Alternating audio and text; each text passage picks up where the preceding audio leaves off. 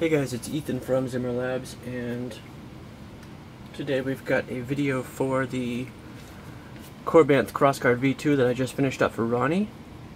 Ronnie, let me know what you think. This guy is, it's been a long time in the works. I've been building this guy on and off for probably 2 months, give or take. I've been putting it down and coming back to it weeks later sometimes while waiting for new parts. Thinking through concepts and stuff, trying to handle some different challenges that I was running into, but I wanted to give it time to, come up with the right answers and do it right. So I'm happy to say that after a lot of work, this guy is finally finished. And to those of you guys out there who are building one of these, if you're running into difficulties, that's standard. Every time I build a crossguard, I always end up having a bit more trouble with it than I ever expected to, and really it shouldn't be hard, but just the fact that you've got triple of everything going on up top tends to make the whole process just really considerably more difficult than it ought to be. But when you finish it and you do it and it works right and you've got a saber at the end that works perfectly, it's really worth all the headache. So for this guy specifically,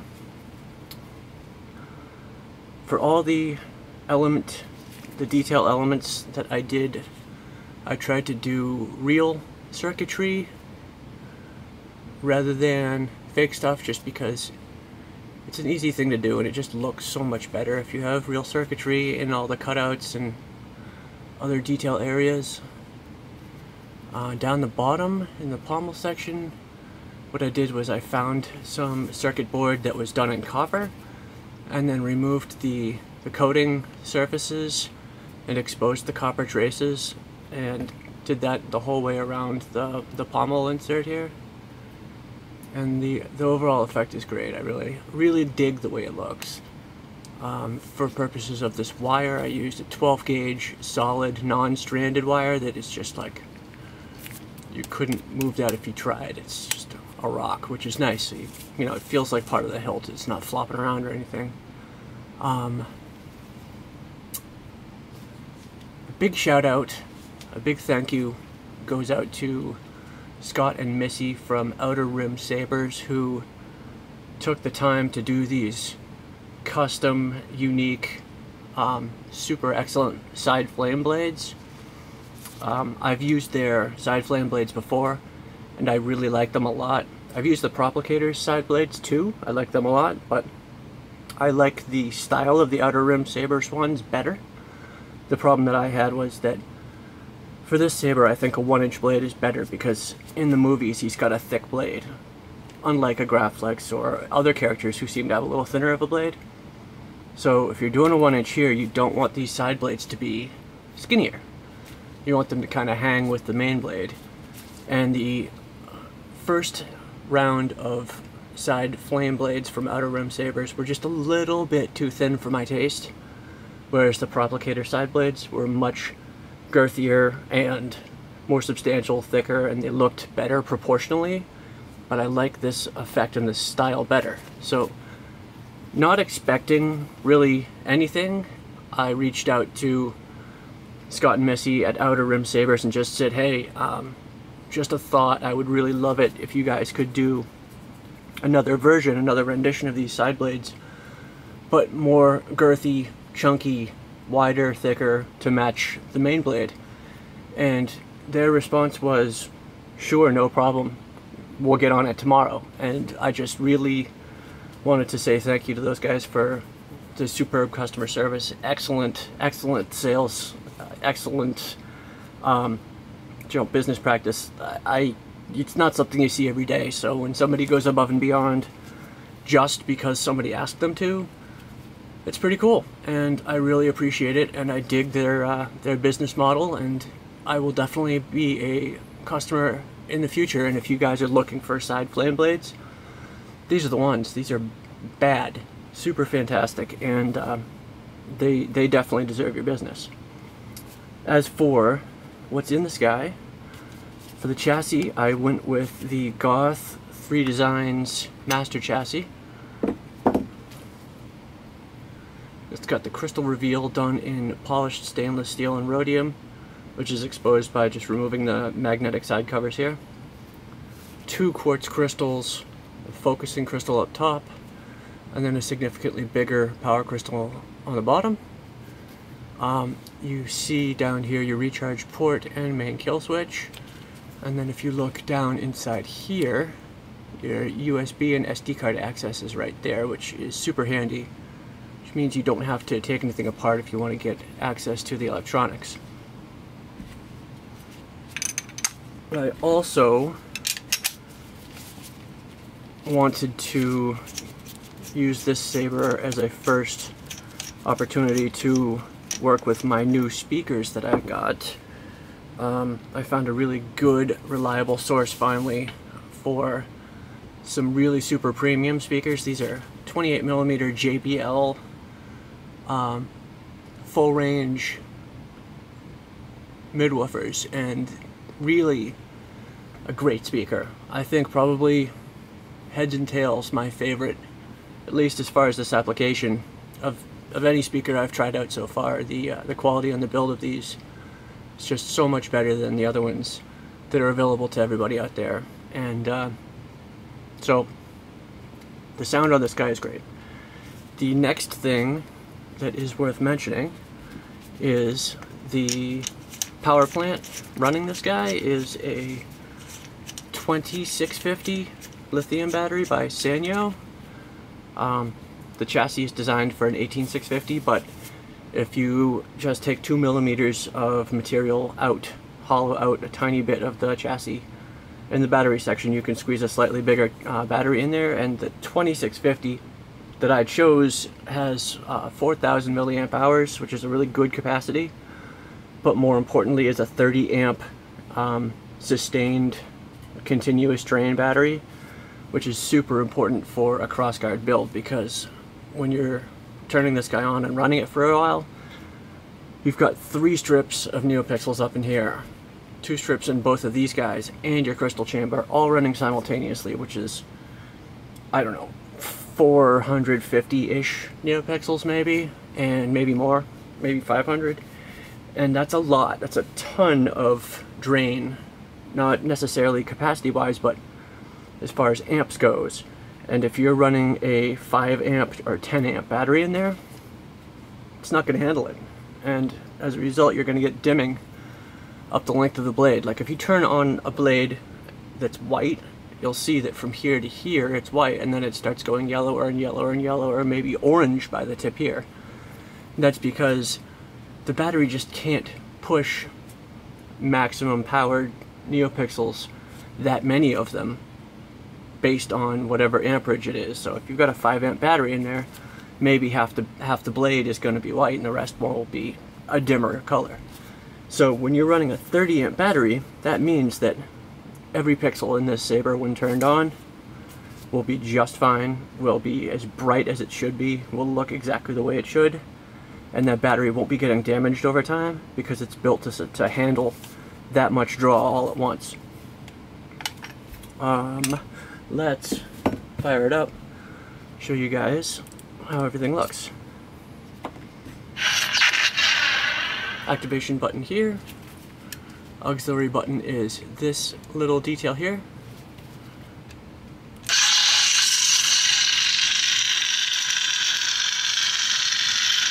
Crystals are Neopixel illuminated. They mimic the blade. Nice and bright. Let's see. I'll jump a few ahead so you guys can see. There's a yellow one.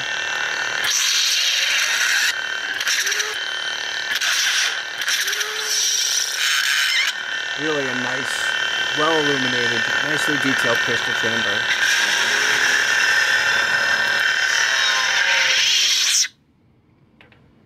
Let me reset real quick so we can start from the beginning.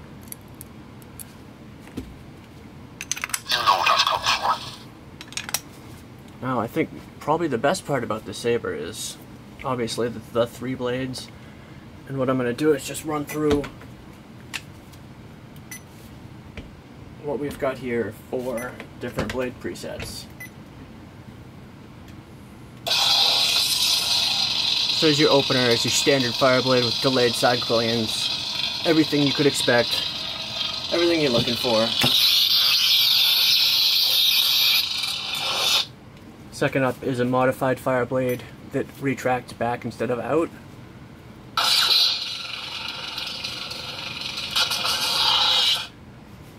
Third up is a, what's it called? It's Megtooth Sith's Stress Fire Blade. It's similar to a fire blade, but also got delayed side quillions.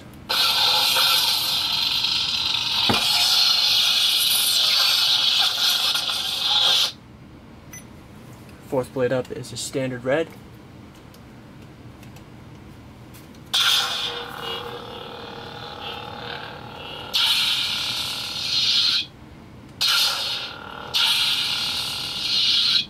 And you'll notice that these side blades really ignite well and the whole thing illuminates really nicely.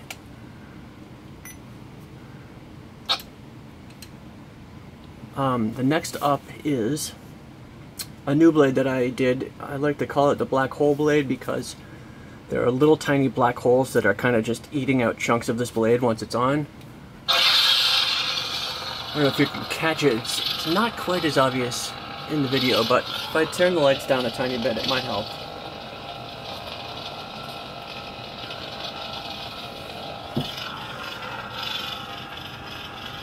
It's a really cool effect in person.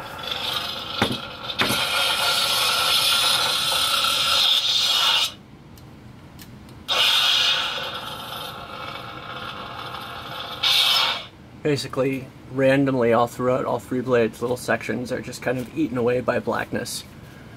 Next up, we've got a modified color cycle, which is a hot pink to red.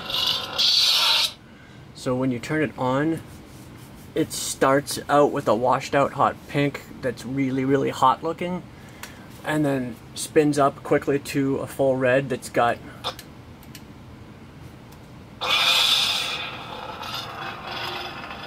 some patterns going through it of random flickering, essentially.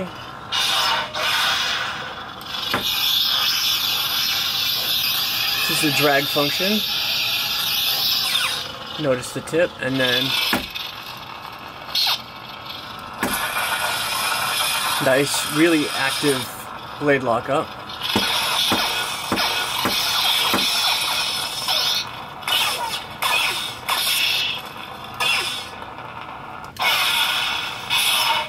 And then when you turn it off, it cools back down through the pink color to off. I spent a lot of time, a good deal of time today, just working on the blade selection on this guy, trying to come up with some new stuff, because the real beauty of the Proffieboard and Teensysaber is that it's so incredibly customizable, and you can make up blades that do anything. It's all about how much time you're willing to put in and how much imagination you've got.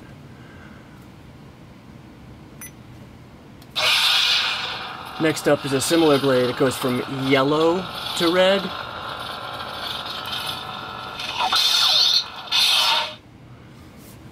And it cycles on and off. It's a very cool effect.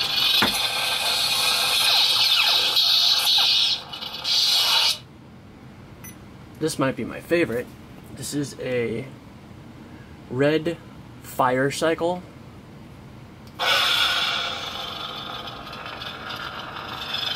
It's cycling right now. Still got an active cycle going, but very, very minor. But it's actually also a fire blade.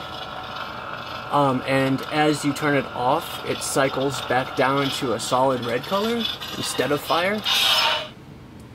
And the same ditto from the starting point. So it starts solid red, cycling from 0 up to a fire blade. This is really, really incredibly cool in person. And that's just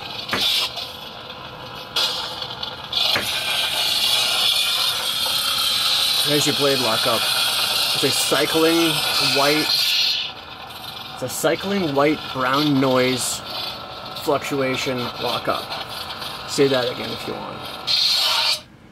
Just shows off what the Teensysaber and the Proffieboard can do as far as effects. I mean, really, whatever you can come up with, do it, because this thing can do it. I'm only scratching the tip of the iceberg as far as what I've done here, and these are some really funky effects. Next up is a more standard spark tip yellow.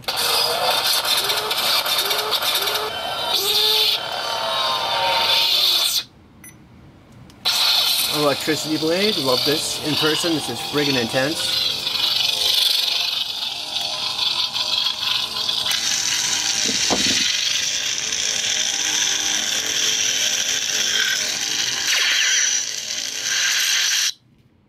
Hopefully my autofocus comes back to life. Come on, buddy.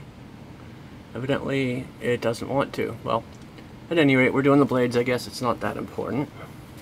On directory not found.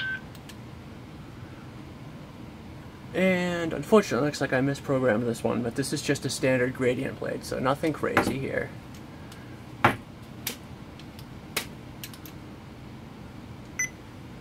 This is a Sith seizure blade, which is essentially a cycling red strobe. This is a pulsing blood orange blade.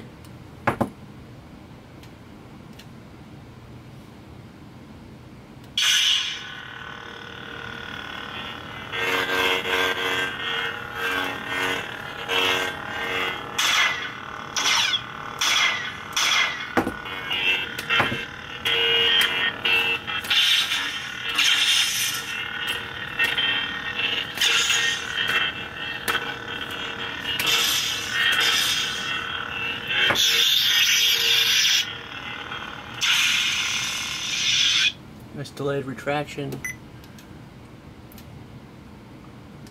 Standard red color cycle Tron-esque Tron blade.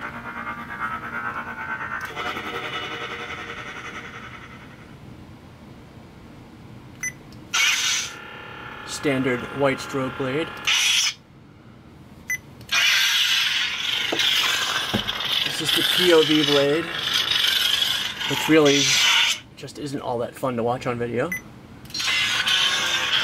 Ridiculous, massive lumens of rainbow blade here.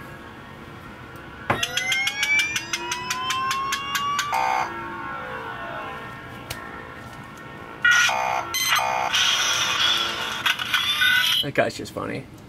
Next up, battery indicator blade, just showing you that the battery is down to about 3.9 volts probably. And then back to the first blade. Nice standardized fast fire blade with delayed ignition on the side scrolling. And that, folks, is the blade preset array.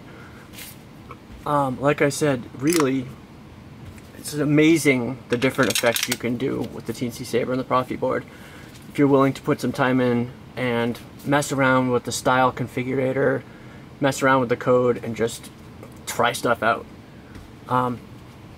Next up, I want to show you guys how the saber looks without the blades. So there's 3 set screws, 1 for each blade.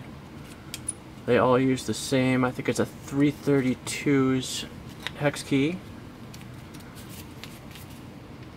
And this was definitely one of the bigger, more important challenges. It's a Pixel style blade connector. Get the lights back on here. It'd be great if the autofocus would come back so you guys could actually see this stuff. Alright, I'm gonna do this in 2 parts so I can get the autofocus back. So, I'll be right back.